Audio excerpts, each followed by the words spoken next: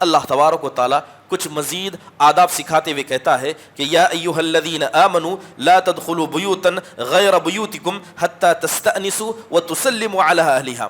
اللہ تعالیٰ کہتا ہے کہ ایمان والو، تم اپنے گھر کے علاوہ کسی کے گھر میں اجازت لیے بغیر اور سلام کیے بغیر داخل مت ہوا کرو۔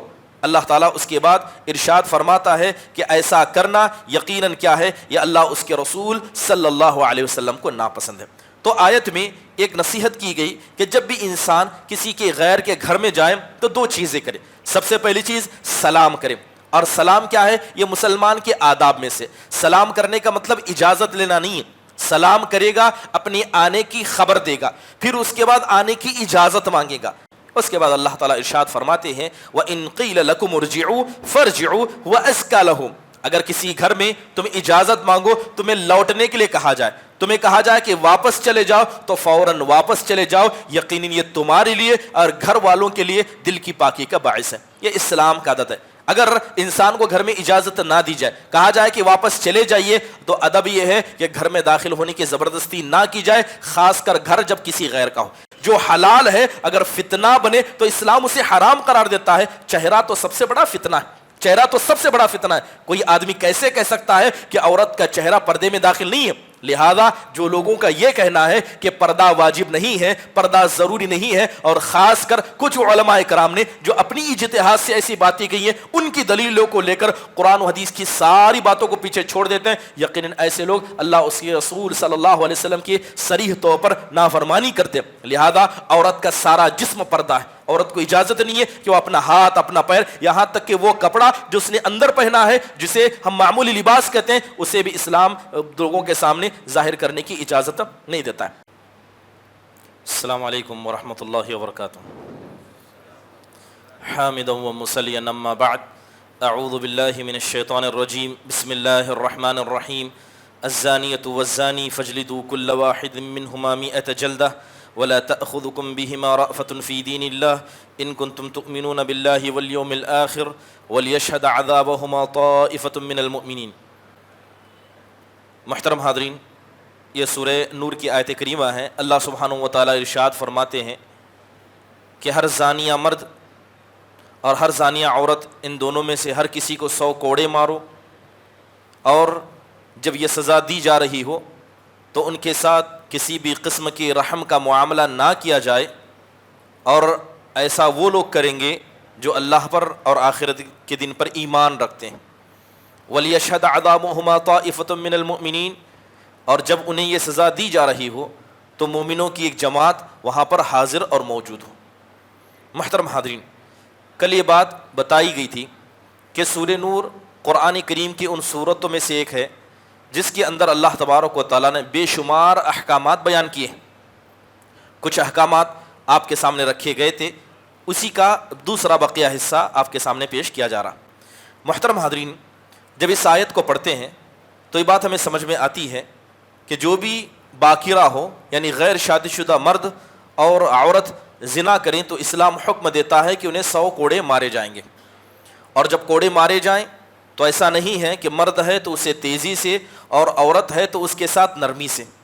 اللہ تعالیٰ نے کہا کہ جب کوڑے مارے جائیں گے یہاں مرد و عورت کا کوئی فرق نہیں کیا جائے گا، بلکہ اللہ کہتا ہے کہ سزا دینے میں نرمی وہ نہیں کرتے ہیں جو اللہ پر آخرت کے دن پر ایمان رکھتے ہیں۔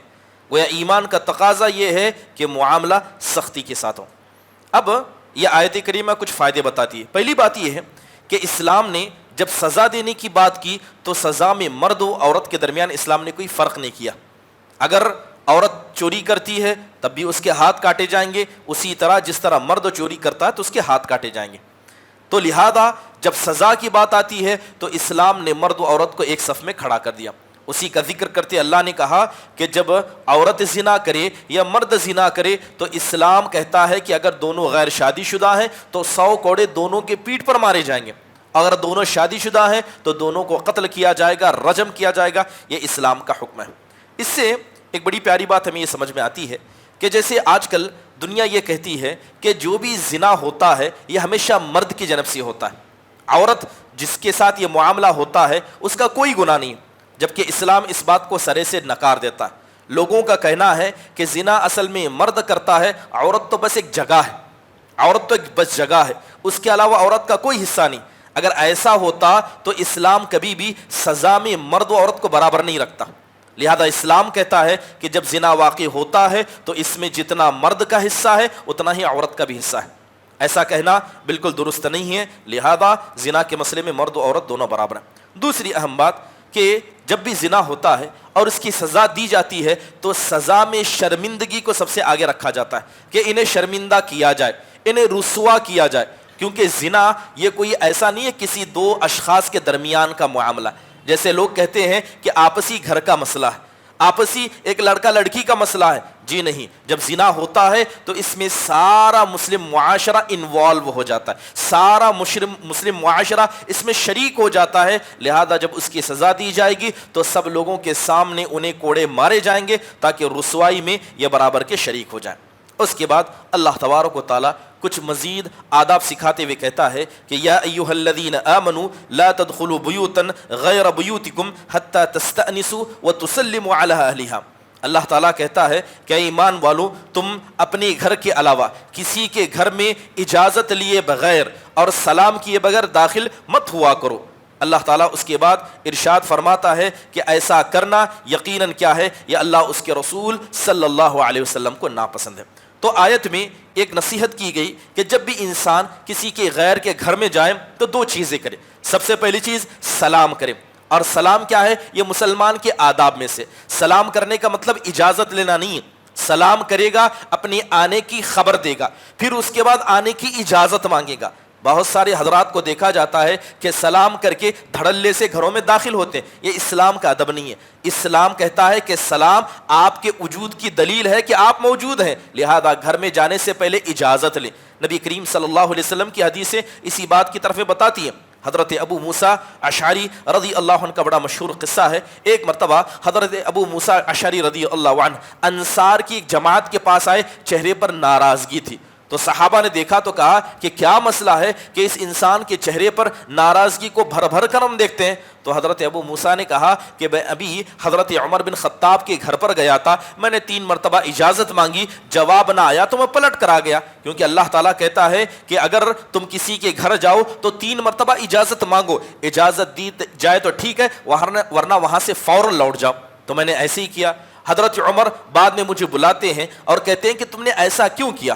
جب تمہیں میرے گھر آنا ہی تھا تو 3 مرتبہ سے زیادہ اجازت لے کے رکے کیوں نہیں، وہاں سے پلٹے کیوں؟ تو میں نے کہا کہ اللہ کے نبی کی میں نے حدیث سنی ہے جس میں اللہ کے نبی نے کہا ہے کہ کسی کے گھر جاؤ تو 3 مرتبہ اجازت مانگو، اجازت نہ ملے تو لوٹ آؤ۔ تو حضرت عمر نے کہا کہ اس کی دلیل تم مجھے بتاؤ گے ورنہ میں تمہیں سخت سے سخت سزا دوں گا۔ دیکھیے اسلام کا قانون، صحابی ہیں اور صحابی سے کہہ رہے ہیں جب حدیثیں بیان کی جاتی ہیں تو دلیل مانگا کریں۔ وہ لوگ بے حس ہوتے ہیں، بے غیرت ہوتے ہیں جو دنیا کے لیے ہر مسئلے میں دلیل مانگتے ہیں، ہر مسئلے میں ریسپٹ مانگتے ہیں، لیکن جب آپ کے سامنے کوئی بات کہتا ہے تو آپ اس سے دلیل نہیں مانگتے۔ اور کتنے ہمارے ایسے ہیں کہ ان کے علماء جو بھی کہیں، صحیح واقعہ کہیں، جھوٹ کہیں، اولیاء کے تعلق سے جو بھی من گڑت کہیں، لوگوں نے لوگوں کو ایسے بہلا کر رکھا ہے کہ دلیل نہیں مانگا جاتا ہے۔ یہ صحابہ کا معمول تھا کہ ایک صحابی، اور یہ کوئی معمولی نہیں، حضرت ابو موسیٰ اشعری، اللہ کے نبی نے ان کے بارے میں کہا تھا کہ ابو موسیٰ تمہاری قرآن کی قرات سن کے مجھے ایسا لگتا ہے کہ جس طرح اللہ نے حضرت داؤد کو مزمار عطا کی تھی، اللہ نے ویسی ہی تم کو آواز عطا کی۔ اتنے عظیم الشان صحابی تھے، حدیث بیان کر رہے ہیں۔ حضرت عمر کہتے اس کی دلیل لے کر آؤ ورنہ تمہاری پیٹھ ہوگی، میرا کوڑا ہوگا۔ حضرت ابو موسیٰ ناراضگی میں آئے، کہا کہ کون دلیل دے گا؟ تو اس کے بعد حضرت ابی بن ہنسنے لگے، حضرت ابی بن کعب ہنسنے لگے، کہا اس کی دلیل آپ کو چاہیے، اتنے جو یہاں بیٹھے سب سے جو چھوٹا بچہ ہوگا اس کو لے جائیے، وہ اس کی دلیل دے گا کہ اللہ کے نبی سے میں نے اس حدیث کو سنا۔ حضرت ابو سعید خدری کہتے ہیں ساری قوم میں سب سے چھوٹا میں تھا، مجھے اٹھایا گیا اور حضرت عمر کے گھر بھیج کر بتایا گیا، میں نے کہا کہ میں نے خود اللہ کے نبی علیہ الصلوۃ والسلام کو یہ کہتے سنا ہے۔ تو لہذا پتہ یہ چلا کہ کسی کے گھر میں جائیں تو 3 مرتبہ اجازت لیں ورنہ اجازت نہ ملے تو لوٹ جایا کریں۔ محترم حاضرین، اجازت کا حکم اسلام نے کیوں دیا ہے؟ تاکہ اس کے زردِ پردہ پوشی کی جائے۔ ایک حدیث کے اندر آتا ہے کہ اللہ کے نبی علیہ الصلوۃ والسلام کے ہاتھ میں ایک لوہے کی لکڑی، ایک لوہے کی کاڑی تھی. اللہ کے نبی علیہ الصلوۃ والسلام اس سے اپنے سر کو کھجا رہے تھے. ایک انسان، ایک آدمی کیا ہے، نبی کریم صلی اللہ علیہ وسلم کے گھر میں جھانک رہا تھا. اللہ کے نبی علیہ الصلوۃ والسلام کو پتہ چلا کہ کوئی آپ کے گھر میں جھانک رہا ہے، تو آپ علیہ الصلوۃ والسلام نے کہا بہتر ہوا کہ میں نے تمہیں وہ کرتے نہیں دیکھا. اگر دیکھا ہوتا تو جس لوہے کی کڑی سے میں اپنے سر کو کھجا رہا تھا اسی سے تمہاری آنکھ کے اندر میں تمہیں کیا تکلیف پہنچا دیتا. اللہ کے نبی نے کہا انما جعل الاستئذان من اجل البصر، اللہ تعالیٰ نے اجازت دینے کا حکم اس لیے دیا ہے تاکہ تم کسی کے گھر میں تاک جھانک نہ کرو، بغیر اجازت کے کسی کے گھر میں داخل بھی نہ ہو، چہ جائے کہ تم اپنی آنکھ کسی کے گھر میں مارا کرو. محترم حاضرین، گھر میں داخل ہونے سے پہلے اجازت لینا یہ ادب ہے. اجازت کون لے گا؟ گھر کا ہر آدمی اجازت لے گا. اگر ماں باپ کا گھر ہے تو اولاد بچے اجازت دیں گے، یہاں تک کہ اگر گھر کا خادم ہے، گھر کی نوکرانی یا سرونٹ ہے تو وہ بھی اجازت لیں گے. حدیث کے اندر آتا ہے نبی کریم صلی اللہ علیہ وسلم کے خادم تھے، گھر میں داخل ہوئے، سلام کر کے سیدھے گھر میں گھسے. اللہ کے نبی علیہ الصلوۃ والسلام نے روکا، کہا کیا تم نے اجازت دی؟ کہا کہ نہیں. اللہ کے نبی نے کہا کہ واپس جاؤ، واپس جا کے کہو السلام علیکم ورحمۃ اللہ وبرکاتہ، ادخل، کہو کہ اللہ تعالیٰ کی طرف سے آپ پر سلامتی، اللہ کی رحمت، اللہ کی برکت ہو، کیا میں گھر میں داخل ہوں؟ اس غلام نے ایسا کہا. اللہ کے نبی نے کہا کہ اب گھر میں داخل ہو. یہ ادب ہے، یہ ادب ہے. محترم حاضرین، جب ان آیتوں کو ہم پڑھتے ہیں تو بہت سارے آداب ان آیتوں سے ہمیں سمجھ میں آتے ہیں. پہلا ادب یہ ہمیں سمجھ میں آتا ہے کہ گھر میں ہمیشہ انسان اسی وقت داخل ہونا چاہے جب گھر والے سے یا اس گھر کے اندر رہنے والے لوگوں سے آپ کے تعلقات اچھے ہوں. اگر کوئی گھر، کسی کے گھر کے اندر کی عورتیں یا گھر والے کسی انسان کو ناپسند کرتے ہیں تو اسلام حکم نہیں دیتا، اجازت نہیں دیتا کہ ایسے کسی گھر میں آپ اجازت لے کر بھی داخل ہو، کیونکہ کسی کے گھر میں جانا یہ محبت الفت کا ذریعہ ہے. کسی کے گھر میں آپ لڑنے کی نیت سے جائیں، کسی کے گھر میں آپ گنڈا گردی کرنے کے لیے جائیں، آپ اجازت لیں، سلام کر کے داخل ہو، 100 مرتبہ اجازت لیں. اسلام اس بات کی اجازت نہیں دیتا کہ کسی کو آپ خوف زدہ کریں. محترم حاضرین، تو لہذا اجازت لینا اس لیے ہے تاکہ محبت الفت آپس میں باقی رہے. دوسری اہم بات یہ بھی بتائی گئی کہ یہ ادب ہے کہ کسی کے گھر جائیں تو آپ کھٹکائیں، 3 مرتبہ اجازت دیں. اگر اجازت نہ ملے تو لمبے دیر تک کسی کے گھر کے سامنے کھڑے نہ رہیں. یہ ایک عزت دار انسان کی عزت کے لائق نہیں ہے کہ کسی کے گھر میں ایسے ہی کھڑا رہے. آپ اجازت مانگے، نہ اجازت ملے، سب سے زیادہ مومن کی عزت یہ ہے کہ وہاں سے چلا جائے. کسی کے گھر کے سامنے کھڑے رہنا یا بغیر اجازت کے کسی کی گلی میں آنا جانا یا ایسی جگہ سے آنا جہاں خواتین کا آنا جانا ہوتا ہے، یہ ایک عزت دار انسان کے عزت کے مخالف ہے. لہذا اسلام اس بات سے منع کرتا ہے. اب ان لوگوں کے بارے میں کیا کہیں جو گھروں کے سامنے ٹہر کر چیخ پکار کرتے ہیں، یہ تو بڑی بے ادبی ہے، یہ تو بڑی بے حیائی ہے کہ کسی کے گھر کے سامنے ٹہریں، اجازت نہ مانگے.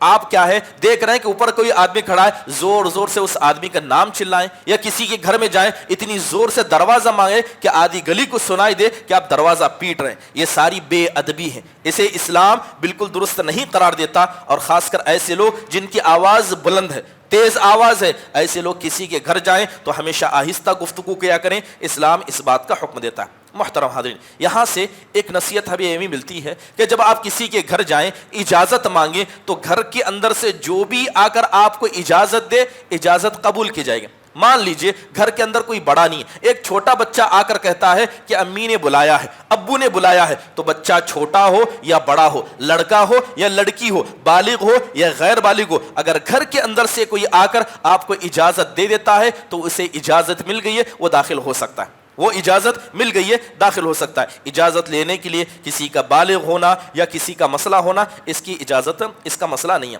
محترم حاضرین، دوسری اہم بات یہ ہے کہ اجازت لینا کیوں ہے.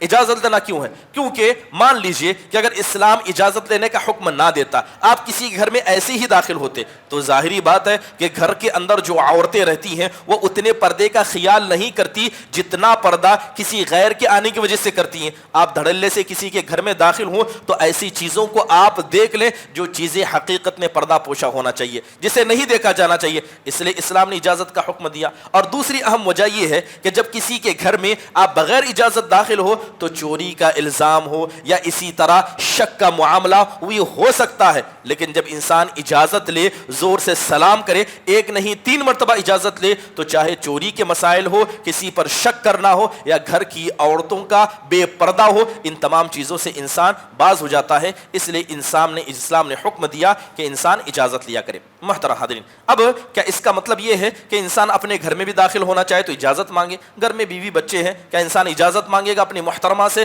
کہ آپ گھر میں آنے کی اجازت دیں؟ جی نہیں۔ اگر کوئی آدمی اپنے گھر میں داخل ہوتا ہے جس میں وہ تنے تنہا رہتا ہے، جس میں اس کے علاوہ کوئی نہیں ہے، اکیلا ہے، بیوی ہے، بچے ہیں، تو بغیر اجازت کے صرف سلام کر کے اپنے گھر میں داخل ہو سکتا ہے۔ لیکن باپ کا گھر ہے جس میں سگے بھائی ہیں، جس کے اندر ان کی بیویاں ہیں، یعنی دیور ہیں، اور اسی طرح بہت سارے لوگ گھر کے اندر موجود ہیں، بھابیاں ہیں، تب اجازت دینا ضروری ہے۔ اپنا ہی گھر کیوں نہ ہو، مگر ایسی عورتیں گھر میں ہیں جن عورتوں سے آپ کو پردہ کرنا ہے، تو کسی کے کمرے میں، گھر میں داخل ہونے سے پہلے اسلام اجازت دینے کا حکم دیتا ہے۔ خاص کر ہندوستان کے ماحول میں مل جل کر رہنا، یہ ایک ہی فیملی میں، ایک ہی بڑے گھر میں رہنا ہوتا ہے، جہاں انسان کے لیے محرم غیر محرم سب رہتے ہیں، تو لہذا اجازت لی جائے گی۔ یہاں تک کہ انسان کچن میں داخل ہو رہا ہے، جو کچن کامن ہے، جس میں اس کی بیوی بھی ہو سکتی ہے، اس کی بھابھی بھی ہو سکتی ہے، یا اس کے علاوہ رشتہ دار بھی ہو سکتا ہے، ایسے کچن میں بھی انسان جانا چاہے تو اجازت لے کر داخل ہو، تاکہ پردے کا مکمل خیال کیا جائے۔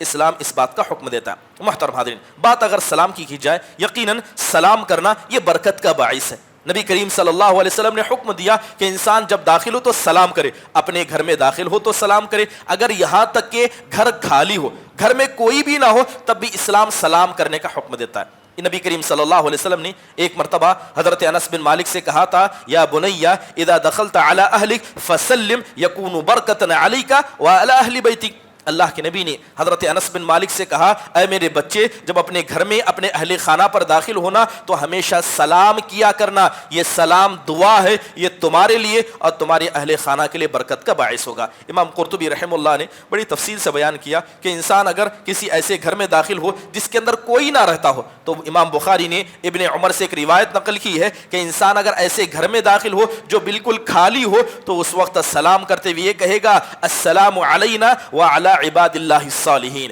کہ اللہ کی طرف سے سلامتی ہو مجھ پر اور اسی طرح تمام ایمان والوں پر۔ کیونکہ وہاں کوئی ہے نہیں تو آپ السلام علیکم نہیں کہیں گے، بلکہ السلام علینا وعلی عباد اللہ الصالحین، کہ اللہ کی سلامتی ہم مومنوں پر، ہم مسلمانوں پر اور اللہ کے سب نیک بندوں پر۔ گویا انسان اپنے ہی لیے دعا دیتا، ایسا کہے گا۔ اب اگر کسی انسان ایسے گھر میں داخل ہو جہاں غیر مسلم ہو تو انسان کیسے سلام کرے گا؟ حدیث کے اندر بیان کیا گیا کہ اگر کسی ایسے گھر میں داخل ہونا ہو تو انسان کہے گا السلام علی من اتبع الہدی، کہ اللہ کی سلامتی ہو ہر اس انسان پر جو اللہ تعالیٰ کی ہدایت کو قبول کرے۔ لہذا غیر مسلمانوں کو اصل میں آگے بڑھ کر سلام نہیں کرنا چاہیے، مگر کسی گھر میں داخل ہونا چاہتے ہیں جہاں غیر مسلمان ہے یا صرف غیر مسلم ہے، تو امام قرطبی کہتے ہیں کہ مسلمانوں کا ہمیشہ یہ روش رہی ہے کہ وہ دعا دیتے ہوئے داخل ہوتے ہیں کہ جو بھی غیر مسلم ہے اللہ سے دعا کرتے ہیں کہ اللہ تعالیٰ آپ کو ہدایت دے، اس ہدایت کی دعا کے ساتھ آپ گھر میں داخل ہوں گے۔ بات کریں مسجد میں داخل ہوتے ہوئے سلام کرنے کی، جی ہاں، اگر کوئی آدمی مسجد میں آتا ہے تو سلام کر سکتا ہے۔ اللہ کے نبی علیہ الصلوۃ والسلام جب نماز میں ہوتے تو صحابہ آ کر سلام کرتے، لیکن سلام کرنے کا مطلب یہ نہیں ہے کہ آپ اتنی زور سے سلام کریں کہ سارے مصلیوں کو سنائی دے۔ کوئی نماز پڑھ رہا ہوگا، کوئی قرآن پڑھ رہا ہوگا، کوئی تلاوت کر رہا ہوگا، تو سارے مصلیوں پر زور سے سلام کرنا یقیناً انہیں تشویش میں یا انہیں ڈسٹرب کرنا ہے، تو لہذا اسلام اس بات کی اجازت نہیں دیتا۔ اگر آپ کو کسی خاص انسان پر سلام کرنا ہے، نماز بھی پڑھ رہا ہو، جائیں اسے سلام کریں، وہ نماز میں اپنے ہاتھ کے اشارے سے یا گردن کے اشارے سے سلام کا جواب دے دے گا، ورنہ مسجد میں داخل ہوتے وقت بلند آواز سے سلام کرنا یہ اخلاق کے منافی ہے، انسان کو ایسا نہیں کرنا چاہیے۔ اس کے بعد اللہ تعالیٰ ارشاد فرماتے ہیں وَإِن قِيلَ لَكُمُ ارْجِعُوا فَارْجِعُوا وَأَزْكَىٰ لَهُمْ، اگر کسی گھر میں تم اجازت مانگو، تمہیں لوٹنے کے لیے کہا جائے، تمہیں کہا جائے کہ واپس چلے جاؤ، تو فوراً واپس چلے جاؤ، یقیناً یہ تمہارے لیے اور گھر والوں کے لیے دل کی پاکی کا باعث ہے۔ یہ اسلام کا عادت ہے۔ اگر انسان کو گھر میں اجازت نہ دی جائے، کہا جائے کہ واپس چلے جائیے، تو ادب یہ ہے کہ گھر میں داخل ہونے کی زبردستی نہ کی جائے، خاص کر گھر جب کسی غیر کا ہو۔ اس آیت سے کچھ باتیں ہمیں سمجھ میں آتی ہے۔ پہلی بات یہ سمجھ میں آتی ہے کہ اگر کسی کا گھر ہے، آپ کا اپنا گھر نہیں ہے، تو اجازت کے بغیر داخل ہونا حرام ہے۔ اسی طرح جب طرح آپ کسی کے کھیت میں جاتے ہیں, کسی کے جنگل میں, کسی کی پراپرٹی میں انٹر کرنا چاہتے ہیں تو اجازت لے کر داخل ہوں. اگر وہاں پر کوئی ہو تو اجازت لیں, اگر وہاں کوئی نہ ہو تو بغیر اجازت کے کسی پراپرٹی میں انٹر کرنا اسلام اس بات کی اجازت نہیں دیتا. دیکھا جاتا ہے کہ لوگ کھیت کھلیان میں جاتے ہیں, بتاتے ہیں کہ ہمارے چاچا کا ہے, یہ ہمارے ماموں کا ہے, اور بغیر اجازتوں کے کھیتوں میں داخل ہوتے ہیں, کسی کے گھر میں داخل ہو جاتے ہیں. یہ اسلام کے ادب کے خلاف ہے. لہذا اگر آپ کی اپنی پرائیویٹ پراپرٹی نہیں ہے, آپ کی ذاتی ملکیت نہیں ہے, تو لہذا اسلام اجازت کا حکم دیتا ہے, چاہے اس گھر میں کوئی ہو یا نہ ہو, اجازت لینا ضروری ہے. محترم حاضرین, اس کے بعد اللہ سبحانہ وتعالی ارشاد فرماتے ہیں لیس علیکم جناح ان تدخلوا بیوتا غیر مسکونۃ فیہا متاع لکم. اور اللہ کہتا ہے کہ اس بات میں کوئی حرج نہیں ہے کہ ایسے گھروں میں تم داخل ہو جس گھر میں کوئی رہتا نہیں ہے, گھر خالی ہے اور اس میں تمہارا سامان موجود ہے, تو ایسے گھر میں تم بغیر اجازت کے داخل ہو سکتے ہو. کرائے پر کسی انسان نے گھر لیا, لہذا اس میں اپنا سامان رکھا, تو ایک مرتبہ جب آپ نے کسی سے کرائے پر گھر لیا اور گھر کے مالک نے آپ کو اجازت دے دی, تو ہر بار اجازت لے کے سلام کر کے داخل ہونے کی ضرورت نہیں. مثال کے طور پر آپ نے کسی مہمان کو اپنے گھر میں ٹھہرایا, آؤ گھر خالی ہے اور اس مہمان کا سامان اس گھر میں ہے, تو ہر بار مہمان اجازت نہیں لے گا, ہر بار مہمان سلام نہیں کرے گا, کیونکہ آپ نے ایک مرتبہ اجازت دی تو وہ ہمیشہ بغیر اجازت کے سیدھے اس گھر میں داخل ہو سکتا ہے, کیونکہ اللہ تبارک و تعالیٰ نے, اس کے رسول نے اس بات کی کھلی اجازت دے کر رکھی ہے. محترم حاضرین, اس کے بعد اللہ تبارک و تعالیٰ ایک عظیم ادب سکھاتے ہوئے کہتا ہے کہ قل للمؤمنین یغضوا من ابصارہم ویحفظوا فروجہم ذلک ازکی لہم ان اللہ خبیر بما یصنعون. اللہ تبارک و تعالیٰ ارشاد فرماتے ہیں کہ نبی صلی اللہ علیہ وسلم, آپ مومن مردوں سے کہیے کہ وہ اپنی نگاہوں کو نیچی رکھیں, اپنی نگاہوں کو نیچی رکھیں, اور اسی طرح اپنے شرمگاہوں کی حفاظت کریں, یہ ان کے دل کی پاکی کے لیے زیادہ بہتر ہے. بے شک اللہ تبارک و تعالیٰ ان تمام چیزوں کی خبر رکھتا ہے جو تم کرتے ہو. پھر اللہ نے کہا وَقُلْ لِلْمُؤْمِنَاتِ يَغْضُضْنَ مِنْ أَبْصَارِهِنَّ وَيَحْفَظْنَ فُرُوجَهُنَّ وَلَا يُبْدِينَ زِينَتَهُنَّ إِلَّا ظَهْرَ مِنْهَا. اللہ کہتا ہے اے نبی صلی اللہ علیہ وسلم, آپ مومن عورتوں سے کہہ دیجئے کہ وہ اپنی نگاہوں کو نیچی کریں, اسی طرح اپنی شرمگاہوں کی حفاظت کریں اور اپنی زینت کو ظاہر نہ کریں مگر اتنا حصہ جو خود سے ظاہر ہو جاتا. اب جب ان آیتوں کو پڑھتے ہیں تو بہت ساری نصیحتیں یا یوں کہیں بہت سارے اسلام کے احکام ہمارے سامنے کھل کر آ جاتے ہیں. اگر دیکھا جائے کہ اسلام کے بنیادی وہ احکام کون سے ہیں, تو سب سے پہلے جان لیجئے کہ نگاہوں کی حفاظت کرنا یہ واجب ہے. اگر کوئی آدمی اپنی نگاہوں کی حفاظت نہیں کرتا ہے, یقیناً وہ آدمی ایک حرام کام کو انجام دیتا ہے. اب دیکھیے یہاں پر دو باتیں سمجھنے کی ہے. پہلی بات یہ ہے کہ اللہ تعالیٰ نے نگاہوں کو نیچی رکھنے کا حکم دیا اور شرمگاہ کی حفاظت کا حکم دیا. اللہ نے یہ نہیں کہا کہ اپنی نگاہوں کی حفاظت کرو, اللہ نے کہا نگاہوں کو نیچی کرو. اور شرمگاہ کے بارے میں اللہ نے کیا کہا کہ شرمگاہوں کی حفاظت کرو. اس کی اصل وجہ کیا ہے, حدیثوں کے ذریعے ہمیں بتائی گئی. محترم حاضرین, بات اگر نگاہ کی نیچے رکھنے کی ہے, نبی کریم صلی اللہ علیہ وسلم نے کہا ایاکم والجلوس فی الطرقات. کچھ صحابہ تھے جو نکڑ پہ بیٹھا کرتے, چوک جسے کہتے ہیں جہاں پر راستے ملتے, ایسی جگہ صحابہ بیٹھا کرتے. تو آپ علیہ الصلوۃ والسلام نے کہا کہ راستوں پر تم بیٹھا مت کرو, کیونکہ راستے سے گزرنے والا مرد بھی ہو سکتا ہے, خاتون بھی ہو سکتا ہے. اگر کوئی آدمی راستے پر بیٹھے تو ہر آنے جانے والے پر اپنی نگاہ کو مارنا اسلام کی اجازت نہیں دیتا, لہذا کہا گیا ایسے راستوں پر نہ بیٹھا کرو. اب صحابہ کہنے لگے اے اللہ کے نبی علیہ الصلوۃ والسلام, ہمارے دکان ہی راستوں پر ہے, ہماری تجارتی راستوں میں, تب ہم کیا کریں؟ تو اللہ کے نبی نے کہا کہ اگر تمہارا بیٹھنا راستوں پر جہاں سے مرد و عورت گزرتے ہیں اگر ضروری ہے تو راستے کا حق ادا کرو. پوچھا گیا پھر راستے کا حق کیا ہے, تو آپ نے کہا غض البصر وکف الاذى ورد السلام والامر بالمعروف والنهي عن المنکر.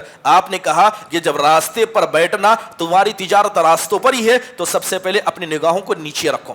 اور اس کے علاوہ آپ نے کہا کہ لوگوں کو تکلیف نہ دینا, کوئی سلام کرے تو اس کا جواب دینا, کسی کو غلطی کرتے دیکھنا تو بھلائی کا حکم دینا, اور اسی طرح برائی سے روکنا, یہ راستے کا حق ہے. گویا اگر کوئی آدمی مارکیٹ میں بیٹھتا ہے اور ان حق کو نہیں ادا کرتا ہے تو حق کا مطلب یہ ہوتا ہے کہ اس کا ادا کرنا ضروری ہے. اگر نہیں ادا کریں گے تو اللہ قیامت کے دن اس کے بارے میں سوال کرے گا. ہر اس آدمی سے سوال کرے گا جو مارکیٹ میں رہتا ہے لیکن اپنی نگاہ کی حفاظت نہیں کرتا ہے. ہر اس آدمی سے سوال ہوگا جو مارکیٹ میں رہتا ہے مگر اپنے سامان کو بیچ راستے میں رکھتا ہے, اپنی گاڑیوں کو راستے پر چھوڑتا ہے اور آنے جانے والوں کو اس کی وجہ سے تکلیف ہوتی ہے. اللہ ایسے آدمیوں سے سوال کرے گا. سلام کرتے ہیں اپنے چہرے کو نیچے کر لیتا ہے, سلام کا جواب نہیں دیتا ہے, چاہے انسان کیسا بھی ہو. جب سلام کیا جائے تو اس کا جواب دے, برائی کو دیکھ کر برائی سے نہ روکنا, بھلائی کا حکم نہ دینا, یقیناً یہ بری عادتوں میں شمار ہے. محترم حاضرین, ایک صحابی آئے, آ کر اللہ کے نبی سے کہتے ہیں, اے اللہ کے نبی علیہ الصلوۃ والسلام, اگر اچانک میری نگاہ اٹھ جائے تو میں کیا کروں؟ تو آپ علیہ الصلوۃ والسلام نے کہا, اپنے چہرے کو پھیر لیا کرو, کیونکہ مردوں کی نگاہوں کی بات یہ ہے کہ ایک نگاہ اسلام نے معاف کی ہے, ایک نگاہ معاف کی ہے. ابھی میں نے آپ سے پوچھا کہ آخرکار اللہ نے نگاہوں کو نیچی رکھنے کا اور شرمگاہ کی حفاظت کا حکم کیوں دیا ہے کہ انسان چاہ کر بھی اپنی نگاہ کی حفاظت نہیں کر سکتا؟ یہ ہو ہی نہیں سکتا. کوئی آدمی چاہ کر بھی نہیں کر سکتا کہ وہ اپنی نگاہ کو پورا کنٹرول کرے, لہذا اس کی نگاہ جائے گی. لہذا جب انسان کی نگاہ جائے گی, اسی لیے اسلام نے پہلی نگاہ کو معاف قرار دیا. پہلی نگاہ پڑ جائے, انسان کہتا, اللہ اسلام کہتا کہ معاف ہے, فوراً نگاہ کو ہٹا لو. لیکن شرمگاہ کے مسئلے میں ایسا نہیں ہے کہ پہلی مرتبہ معاف ہے, نہیں, شرمگاہ کو ہر حال میں چھپانا ہے, ہر حال میں شرمگاہ کی حفاظت ضروری ہے. یہاں اسلام اس کی حفاظت کا حکم دیتا ہے. محترم حاضرین, کچھ آداب جو ہمیں سمجھ میں آتے ہیں. پہلا ادب یہ سمجھ میں آتا ہے کہ یہ جو نگاہ ہے, یہ جو ہماری آنکھ ہے, یہ دل تک پہنچنے کا سب سے بڑا راستہ ہے. نگاہ اگر اچھی ہے تو دل بھی صاف ہے, نگاہ انسان کی گندی ہے تو دل بھی گندا ہے. یہ بات اللہ اس کے رسول نے صاف بتا دی, بلکہ نبی کریم صلی اللہ علیہ وسلم نے صاف بتا دیا کہ شیطان سب سے زیادہ دل پر جو قبضہ کرتا ہے یہ نگاہ کے ذریعے کرتا ہے. اور یہ بات جان لیں کہ جو لوگ نگاہ کی حفاظت نہیں کرتے ہیں, ایسے لوگ شرمگاہ کی حفاظت بھی چاہ کر نہیں کر سکتے. جو اپنی نگاہ پر کنٹرول نہیں رکھتا ہے, شرمگاہ پر بھی کنٹرول رکھنا اتنا ہی مشکل ہے.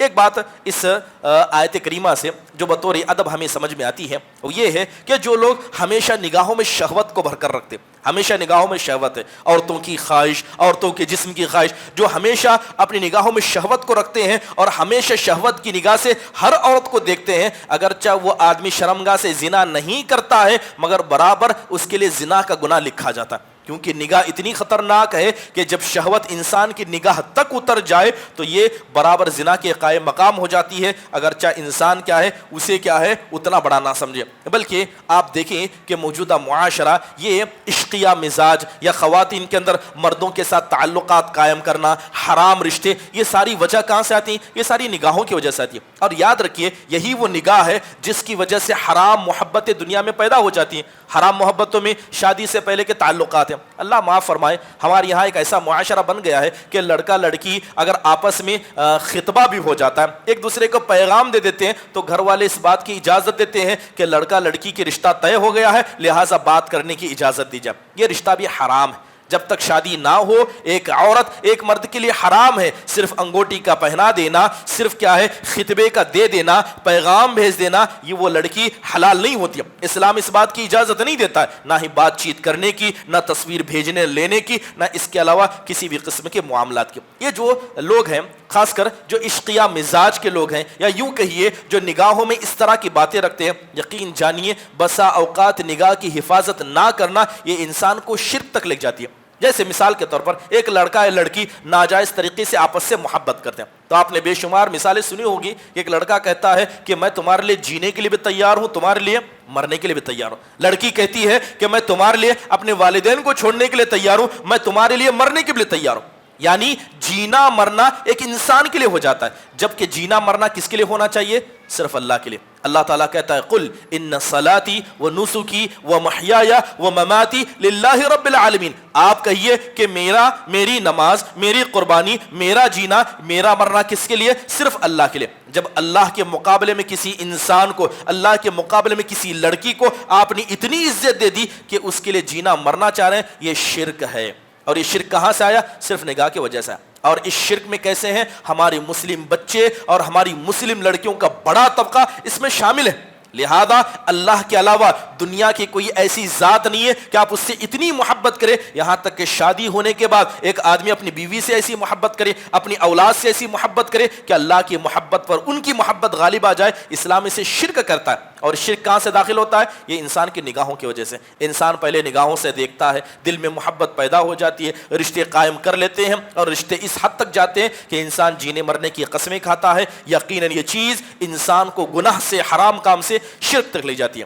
محترم حاضرین, نگاہ اتنی خطرناک ہے کہ آپ دیکھیں کہ انسان کا جسم وہاں نہیں پہنچ سکتا جہاں انسان کی نگاہ پہنچ سکتی ہے. بسا اوقات انسان ایک ہی نگاہ سے بہت ساری ایسی چیزوں کو بھاپ لیتا ہے. اس لیے کہا گیا کہ ابلیس جو شیطان ہے اس کے پاس بہت سارے ایسے تیر ہیں جس کے ذریعے وہ لوگوں کا شکار کرتا ہے، لیکن سب سے خطرناک تیر انسان کی نگاہ ہے۔ بسا اوقات انسان نگاہ کے ذریعے ان ساری چیزوں کو دیکھ لیتا ہے جو انسان کے بس میں نہیں ہے۔ ہر چیزیں انسان کے بس میں ہوتی ہے، کچھ چیزیں انسان کے بس میں نہیں ہوتی ہیں، مگر نگاہ کو بس میں کرنا اسلام اس بات کا حکم دیتا ہے، اگرچہ انسان اسے بس میں نہیں کر سکتا لیکن اسلام اس کی حفاظت کا حکم دیتا ہے۔ محترم حاضرین، بات اگر کی جائے نگاہ کے نیچے کرنے کی، شرمگاہ کی حفاظت کرنے کی، اللہ تبارک و تعالیٰ نے جو نگاہ کو نیچے کرنے کا، شرمگاہ کی حفاظت کا حکم دیا ہے، اس کے کچھ وجوہات ہیں۔ سب سے پہلی چیز یہ ہے کہ نگاہ کو بجائے وقت ضرورت دیکھا جا سکتا ہے، نگاہ کی اجازت ہے۔ مثال کے طور پر کسی لڑکی کو دیکھنا ناجائز ہے، لیکن آپ رشتہ دیکھنے کے لیے جائیں تو اس کا دیکھنا جائز ہو جاتا ہے، تو لہذا بسا اوقات نگاہ جائز ہو جاتی ہے، لیکن شرمگاہ کی حفاظت ہر حال میں ضروری ہے۔ کوئی آدمی نہیں کہہ سکتا کہ بسا اوقات انسان اپنی شرمگاہ کا غلط استعمال بھی کر سکتا ہے۔ اس کے علاوہ دیکھیے نگاہ کا مسئلہ یہ ہے کہ نگاہ کیا ہے، بسا اوقات گھر کے اندر بہن ہے، ماں ہے، یا وہ رشتہ دار جن سے شادی کرنا حرام ہے، ان کے ہاتھ دیکھ لیں، ان کا اوپر کا حصہ، گردن کا حصہ دیکھ لیں، پیر دیکھ لیں، تو یہ جائز ہے، یہ جائز ہے، دیکھ سکتا ہے انسان اسے۔ لیکن غیر محرم کیا ہے، ان چیزوں کو نہیں دیکھ سکتا۔ تو نگاہ کے مسئلے میں کچھ اجازت ہے، کیا شرمگاہ کے مسئلے میں ایسی اجازت ہے؟ بالکل اجازت نہیں، اسلام نے کلی طور پر منع کر دیا۔ اس کے علاوہ یہ بھی بات بھی کہی گئی ہے کہ جو بچے ہوتے ہیں، خاص کر جو چھوٹے بچے ہوتے ہیں، اگر اسلام نے کہا ہوتا کہ نگاہ کی حفاظت ہر حال میں کرو تو چھوٹے بچوں کی شرمگاہ کو بھی دیکھنا جائز نہیں ہوتا، اس حال میں بھی نگاہ کی حفاظت کا حکم دیا جاتا۔ لہذا پتہ یہ چلا کہ انسان کو نگاہ کے مسئلے میں اللہ تعالیٰ نگاہ کے نیچے رکھنے کا حکم دیا ہے، مگر ہر حال میں شرمگاہ کی حفاظت کرنے کا حکم دیا۔ یہاں پر ایک بات بتانا ضروری ہے کہ ہمارے یہاں معاشرے میں دیکھا جاتا ہے کہ جو چھوٹے بچے ہوتے ہیں ان کی شرمگاہوں کی حفاظت بہت کم کی جاتی ہے۔ جب بچہ 2 سال کا ہو جائے، 3 سال کا ہو جائے، لڑکا ہو یا لڑکی ہو، گھروں کے اندر دیکھا جاتا ہے کہ گھر کے اندر چھوٹے بھائی بھی ہیں، چھوٹے بہن بھی ہیں، لڑکا یا لڑکی کو بڑھانا گھر کے اندر چھوڑا جاتا ہے۔ یہ بات سمجھ لیں کہ علماء اکرام سے قرآن میں اللہ تعالیٰ نے کہا ہے کہ بچے بھی گھر میں داخل ہونا چاہیں تو اجازت لیں۔ سلف صالحین سے پوچھا گیا کہ کتنے سال ہو جائے کہ ایک بچہ اپنے ماں باپ کے کمرے میں آنا چاہے تو بھی اجازت لیں، تو علماء اکرام نے تصویر لکھا کہ 4 سال۔ اگر کوئی بچہ 4 سال کی عمر کا ہو جائے تو اسے شرمگاہ کے درمیان فرق سمجھ میں آتا ہے کہ یہ مرد ہے یہ عورت ہے، وہ تمیز کرنے لگتا ہے۔ لہذا اگر کسی کے گھر میں 4 سال کا بچہ ہے، کسی حالت میں اس بچے کو ننگا برہنہ نہیں چھوڑا جا سکتا، خاص کر جب اسی کی عمر کے یا اس سے چھوٹے یا بڑے گھر کے اندر ہو۔ اگر لڑکی ہے تو ایون باپ کو اجازت نہیں ہے کہ اپنی 4 سال کی بیٹی کی شرمگاہ کو دیکھے۔ اگر ماں ہے یا اس کی بہن ہے تو بہن کو اجازت نہیں ہے کہ وہ اپنے 4 سال کے بھائی کی شرمگاہ کو دیکھے۔ اسلام اس مسئلے میں اتنی سختی کرتا ہے۔ لہذا اگر میں آپ سے پوچھوں کیا سچ میں ہمارے معاشرے میں اس کا خیال کیا جاتا ہے؟ یہی بچے بڑے ہو کر جب بے حیا ہو جاتے ہیں، یہی بچے بڑے ہو کر جب بہت سارے گناہ کر لگتے ہیں تب ماں باپ شکوہ پیٹتے ہیں۔ اگر بچپن میں صحیح تربیت کی ہوتی، اسلام کا جو نظام ہے اجازت لینے کا، شرمگاہوں کی حفاظت کا، نگاہ کی حفاظت کا، یقیناً اسلام ایک ایسا دین ہے جو انسان کا بچپن ہی سے تربیت کرنے کا حکم دیتا ہے۔ محترم حاضرین، اس کے بعد جو کچھ بنیادی باتیں اس آیت سے ہمیں اور سمجھ میں آتی ہیں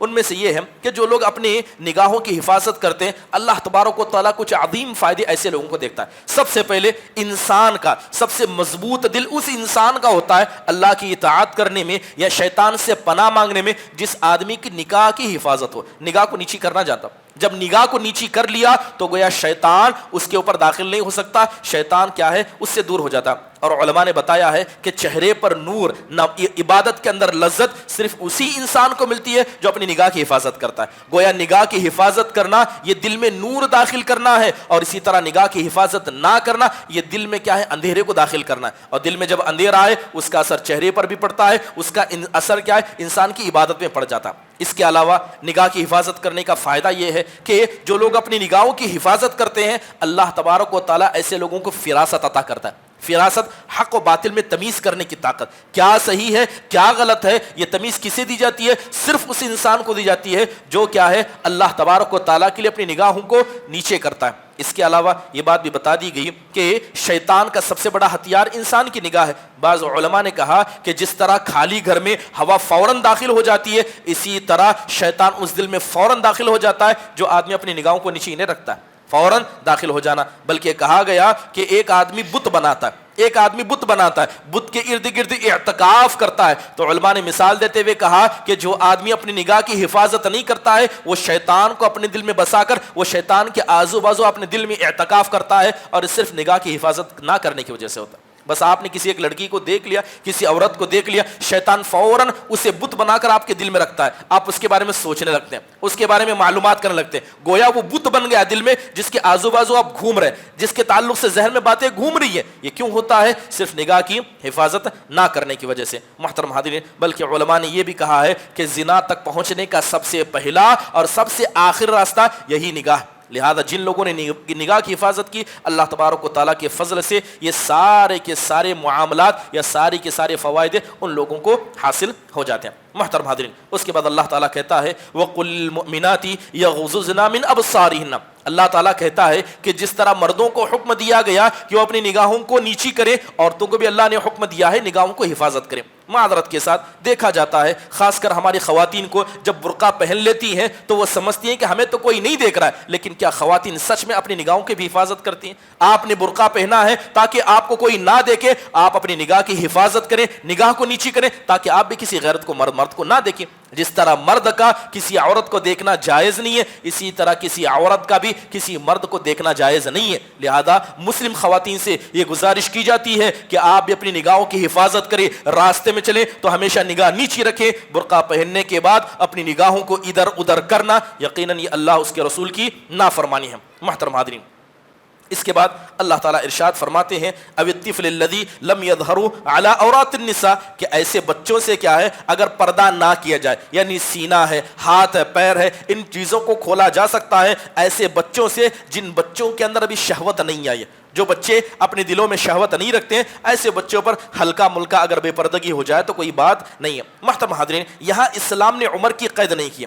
اسلام نے یہ نہیں کہا کہ اتنے سال کا بچہ ہو جائے تو اس سے پردہ کیا جائے گا, اتنے سال کا بچہ ہو تو اس سے پردہ نہیں کیا جائے. اسلام نے کہا کہ جس کی نگاہ میں شہوت نہ آئے. اگر میں آپ سے پوچھوں کہ آج کے 4 سال کا بچہ, 3 سال کا بچہ, کیا اسے عورتوں کے تعلق سے معلوم ہے کہ نہیں ہے؟ آج کل کے 3 یا 4 سال کے لڑکے بھی عورتوں کے تعلق سے ساری باتیں جانتے. جب یہ بات سچ ہے اور بات حقیقت پر ہے تو کسی ماں کے لیے بھی جائز نہیں ہے کہ اپنے جسم کا کوئی بھی حصہ اپنے اس لڑکے کے سامنے کھولے جو عورت کے فتنے کی جگہوں کو جانتا ہے. اللہ معاف فرمائے ہمارے گھر کی ان خواتین کو جن کے یہاں نومولود بچے ہوتے ہیں, وہ بچوں کو دودھ پلاتی ہیں تو گھر کی ماں سے بھی پردہ نہیں کرتی ہیں.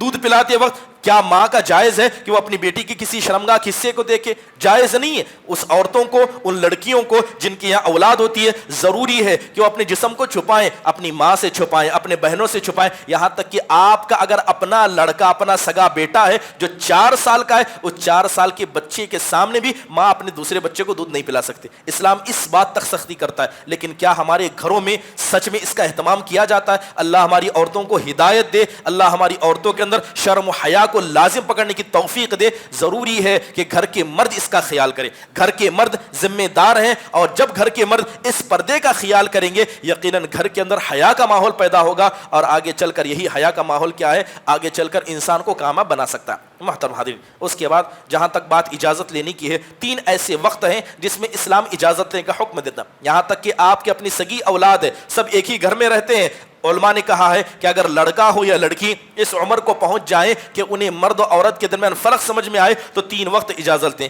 فجر سے پہلے اگر اپنے ماں باپ کے کمرے میں بھی داخل ہونا چاہتا ہے, چاہے لڑکا ہو یا لڑکی, تو اجازت لے کر داخل ہو. دوسرا ظہر کے بعد کا وقت, اور تیسرا کیا ہے, عشاء کے بعد کا وقت. یہ 3 اوقات ایسے ہیں جس میں ماں باپ سوتے ہیں, اور جب سوتے ہیں تو ظاہری بات ہے جسم سے کپڑا ادھر ادھر ہو جاتا ہے. تو لہذا اسلام کہتا ہے کہ اگر کسی کی اپنی اولاد بھی ہو تو اولاد کو یہ ادب سکھایا جائے کہ اپنے ماں باپ کے کمرے میں بھی وہ بغیر اجازت کے 3 اوقات میں داخل نہیں ہو سکتے. رہا سوال ان بچوں کا جو بالغ ہیں, وہ بچے جو شادی شدہ ہیں, کیا اپنے ماں باپ کے گھر میں داخل ہو سکتے ہیں؟ بالکل نہیں. اگر ماں باپ کے کمرے میں داخل ہونا ہے تو جوان بچے جو بالغ ہو سکیں کسی حال میں بھی بغیر اجازت کے داخل نہیں ہو سکتے. اجازت لینا پڑے گا, سلام کرنا پڑے گا, باپ سے ماں سے اجازت مانگنی پڑے گی کہ میں آنا چاہتا ہوں, تب جا کر اجازت ملے تو اپنے ماں باپ کے کمرے میں اجازت لے کر داخل ہونا پڑے گا. لہذا اس کا خیال کرنا ضروری ہے. محترم حاضرین, اور ایک جو بڑا عجیب سا ماحول دیکھا جاتا ہے کہ اگر لڑکی ہے تو ماں اس کے سامنے پردہ نہیں کرتی ہے. بس اوقات 3-4 سال کی لڑکی ہو جاتی ہے, مائیں اپنے ساتھ لے کر غسل خانے میں انہیں غسل کرنے لگتی ہیں.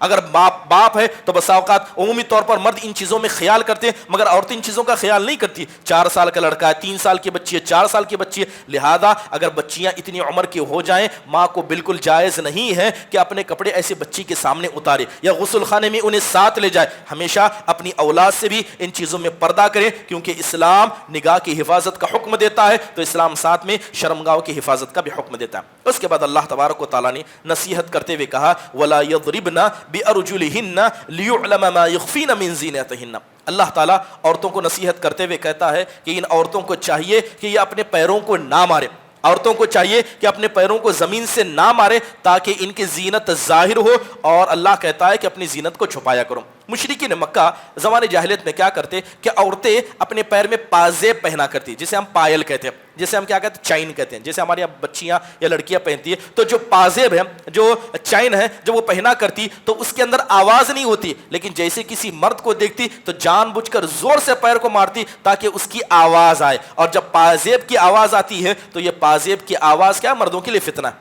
تو اسلام نے اسی کا اعتبار کرتے ہوئے منع کیا کہ زمانے جاہلیت میں جو عورتیں اپنے پیروں کو جان بوجھ کر مارتی تھی جس کے ذریعے آواز پیدا ہو, اسلام نے کہا کہ یہ فتنہ ہے. اسلام نے اس بات سے منع فرمایا. تو پتہ یہ چلا کہ ہر وہ چیز جس کے ذریعے ایک عورت کی زینت ظاہر ہو سکتی ہے, اسلام اسے سختی سے روکنے کا حکم دیتا ہے. اس کے علاوہ اسلام نے منع فرمایا کہ جب اجنبی مرد ہوں تو خواتین کو گفتگو نہیں کرنی چاہیے. اگرچہ عورت کی آواز پردہ نہیں ہے, کوئی عورت کسی غیر مرد سے ضرورت کے طور پر بات کر سکتی ہے. مثال کے طور پر حضرت عائشہ رضی اللہ عنہا عالمہ تھی, ام المؤمنین تھی, ہم سب کی مائیں تھی. بڑے بڑے تابعین آ کر علم حاصل کرتے تھے, تو علم حاصل کرنا ایک وجہ تھی اور حضرت عائشہ ان کو علم سکھایا کرتی.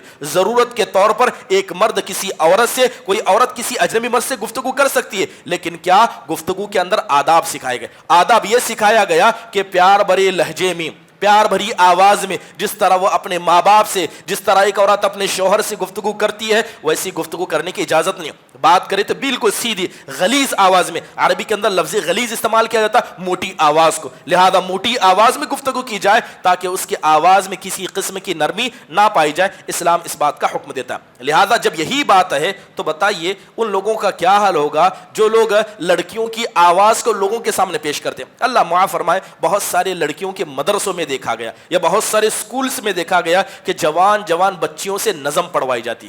اسلام کہتا ہے کہ عورت کی آواز پردہ نہیں ہے, لیکن ضرورت کے طور پر اسے پڑھا, ضرورت کے طور پر انہیں سنا جا سکتا ہے, ضرورت کے طور پر گفتگو کی جا سکتی ہے, لیکن شرط لگائی کہ پیار بھری آواز نہ ہو. اب بتائیے کہ جن مدرسوں میں ہو یا جن اسکول کالج میں ہو جوان لڑکیوں کو برقع پہنا کر ان سے نظم پڑھوایا جاتا ہے, اور ظاہری بات ہے جب لڑکیاں نظم پڑھیں گی تو ان کی آواز پیاری ہوگی, وہ اپنی نرم ترنم سے آواز پڑھیں گی, تو کیا اس کی اجازت اسلام دیتا ہے؟ اس کی اجازت اسلام بالکل نہیں دیتا.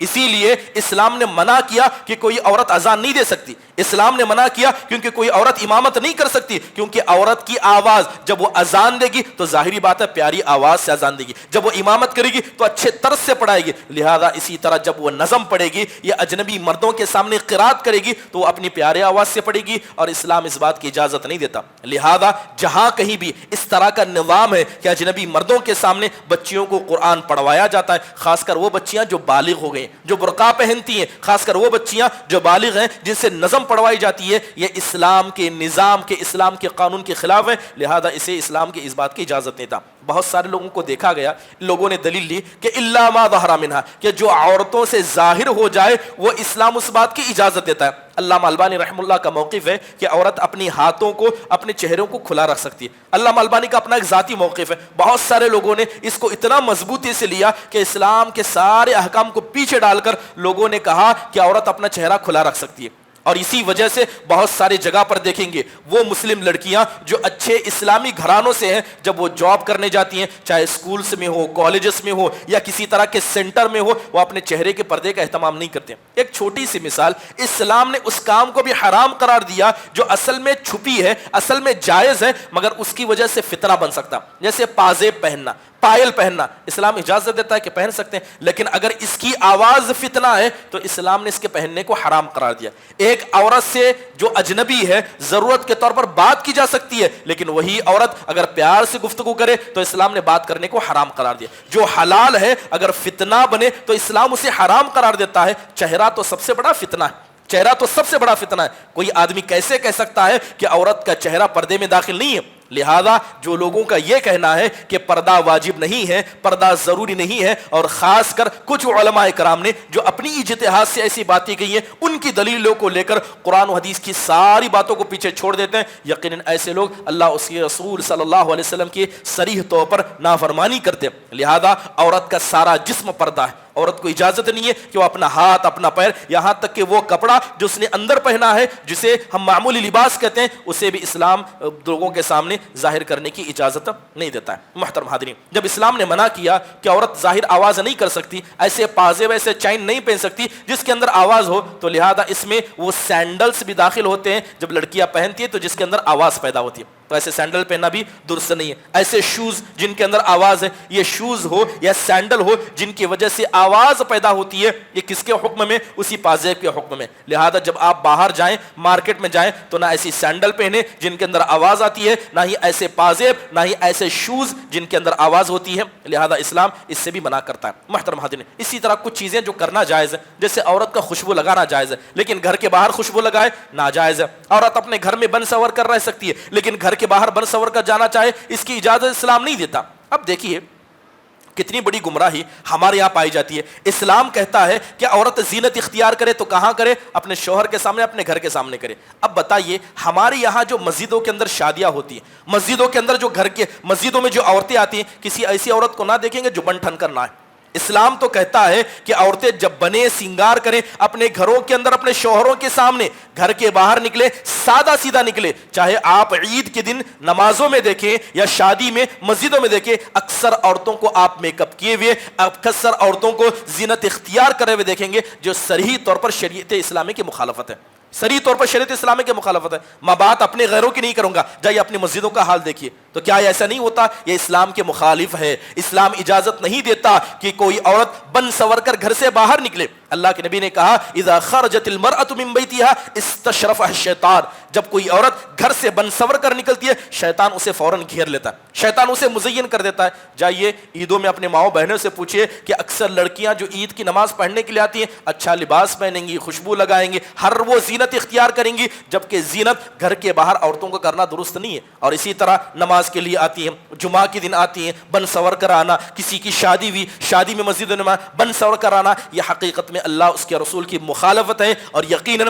اس مخالفت میں وہ گھر کے مرد بھی شامل ہیں جن کو پتا ہے کہ ان کی عورتیں ایسا کرتی ہیں پھر بھی انہیں نہیں روکتے ہیں۔ اللہ معاف فرمائے، کہیں نہ کہیں یہ دیوسیت کے حکم میں آتے ہیں کہ اپنی گھر کی عورتوں کو برائی کرتے ہوئے دیکھتے ہیں لیکن پھر بھی منع نہیں کرتے۔ محترم حاضرین، اس کے علاوہ اللہ تبارک و تعالیٰ نے منع کیا، اللہ تعالیٰ نے منع کیا کہ جس طرح عورتوں کی کسی ایسی چیز کو جس کی وجہ سے مرد کے دل میں عورتوں کی محبت آ سکتی ہے، اسلام نے منع کیا ناپازیب کی آواز کو سنا جائے۔ تو لہذا اس میں کون سی چیزیں آتی ہیں؟ اس میں وہ بھی چیزیں آتی ہیں، کوئی لڑکا آتا ہے، کوئی مرد آتا ہے، کسی عورت کی تعریف کرتا ہے، کسی غیر عورت کی تعریف کی جائے تو دل میں اس کی وجہ سے بھی محبت پیدا ہو سکتی ہے۔ تو پتہ یہ چلا کہ کسی مرد کا کسی دوسری عورت کی تعریف کرنا، چاہے وہ ساتھ میں پڑھتے ہو، چاہے وہ ساتھ میں کام کرتے ہو، جائز نہیں ہے کہ کوئی آدمی کسی دوسری عورت کی تعریف کرے۔ بہت سارے ایسے ماں باپ کو دیکھا جاتا ہے اپنی بیٹیوں کی تعریف ہر کسی ایرے غیرے کے سامنے کرتے ہیں، یہ ناجائز ہے، یہ جائز نہیں ہے کہ آپ اپنی بیٹی جو جوان ہو چکی ہے، شادی کے لائق ہو چکی ہے، ہر کسی کے سامنے اپنی بیٹی کی تعریف کرتے گوریں، کیونکہ یہ تعریف بسا اوقات دوسرے لوگوں کے دل میں شک کو پیدا کر سکتی ہے۔ اسلام نے جب عورتوں کو منع کیا کہ اپنے پازیب کی آواز تک نہ سنا جائے، تو کیسے کوئی باپ، کوئی گھر کا آدمی اپنے گھر کی عورتوں کی تعریف کرے؟ یہ جائز نہیں۔ دوسرا، گانا بجانا۔ یہ گانا بجانا یقیناً خاص کر جو ترنم کی آواز ہوتی ہے یہ دل میں محبت کرتی ہے، اور بہت سارے لوگوں کو شعر شاعری کا شوق ہے، غزلیہ شعر سنتے ہیں جس میں عورتوں کی بالوں کی تعریف کی جائے، ان کے جسموں کی تعریف کی جائے۔ یہ غزلیں بھی ایک آدمی کو عورت کی طرف متوجہ کرتی ہیں، تو اس آیت کی روح سے ایسی غزلوں کو سننا، ایسی نظموں کو سننا جس کے اندر عورتوں کی حسن کی تعریف کی جائے، یہ بھی درست نہیں ہے، کیونکہ بسا اوقات یہ بھی انسان کو کیا ہے، اسی طرف لے جاتی ہے۔ اللہ معاف فرمائے، آج جو فتنہ دور محاذر موجود ہے، پہلے کیا ہے، ٹک ٹاک کا فتنہ تھا، ٹک ٹاک کا فتنہ گیا، انسٹاگرام کے ریل کا فتنہ شروع ہوا، اس کے ساتھ یوٹیوب کے اندر شارٹس کا فتنہ شروع ہوا۔ لہذا یہ فتنہ ایسا ہے کہ گھروں کے اندر کبھی بھی جائیے ناچ گانے بجانے بلکہ ریلز جو آگے اوپر نیچے کی جاتی ہیں، وہ شارٹس جو یوٹیوب کے اندر کیے جاتے ہیں اتنے عام ہیں کہ جس میں لڑکیوں کو ناچتے ہوئے گانے بجانے کرتے ہوئے، یہ ساری چیزیں مردوں کے اندر شہوت پیدا کرنے والی، عورتوں کے اندر مردوں کی شہوت پیدا کرنے والی یا گانے بجانے کی محبت پیدا کرنے والی چیزیں ہیں جو کسی بھی مسلم گھرانے کے لیے درست نہیں ہے. لہذا ہر کسی کو اس مسئلے میں احتراز کرنا چاہیے. محترم حاضرین، یہی کچھ باتیں سورہ نساء کے حوالے سے تھیں. لہذا انشاءاللہ تعالی وقت ملے تو وہ حجاب کی جو کنڈیشنز ہیں جو اسلام نے اس صورت کے اندر بیان کی کہ شرعی حجاب کیا ہوتا ہے، اس کے آداب کیا ہے، انشاءاللہ تعالی بیان کیے جائیں گے. اللہ تعالیٰ سے دعا ہے کہ اللہ تبارک و تعالیٰ ہماری گھروں کی اصلاح فرمائیں اور اسی طرح سورہ نور کو اچھے سے پڑھ کر ہماری خواتین کو ان کی اپنی عزت، ان کی اپنی عصمت اور اسی طرح جو پردے کے آداب اسلام بیان کرتا ہے، آداب اجازت لینے کے، حیا کے آداب جو بیان کرتا ہے، اللہ تعالیٰ ہر کسی کو صحیح طور پر صحیح علم کی توفیق عطا فرمائیں. آمین. اقول قولی هذا واستغفر الله لي ولكم ولسائر المسلمين من كل ذنب فاستغفروه انه هو الغفور الرحيم. جزاكم الله خير. السلام عليكم ورحمة الله وبركاته.